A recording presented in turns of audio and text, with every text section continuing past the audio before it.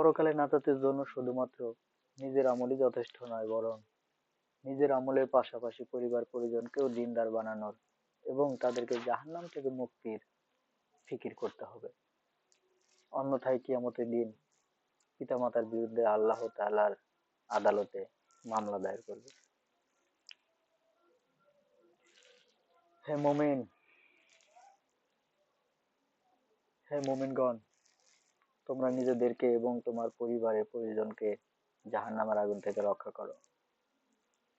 এই আয়াত নাজিল হওয়ার পর হযরত ওমর রাদিয়াল্লাহু আনহু আরজ করলেন, ইয়া রাসূলুল্লাহ, নিজেদেরকে জাহান্নামের আগুন থেকে রক্ষা করার ব্যাপারটি তো বুঝে আসে যে আমরা গুনাহ থেকে বেঁচে থাকবো এবং আল্লাহর বিধান পালন করব, কিন্তু পরিবার পরিজনকে আমরা কিভাবে জাহান্নাম থেকে রক্ষা করব? রাসূলুল্লাহ সাল্লাল্লাহু আলাইহি ওয়াসাল্লাম বললেন, উপায় হলো আল্লাহ তাআলা আমাদেরকে যেসব কাজ করতে নিষেধ করেছেন তোমরা তাদেরকে সেসব কাজ করতে নিষেধ করো, এবং যেসব কাজ করতে আদেশ করেছেন তোমরা তাদেরকে সেগুলো আদেশ করো, তাহলে তাদেরকে জাহান্নামের আগুন থেকে রক্ষা করতে পারবে।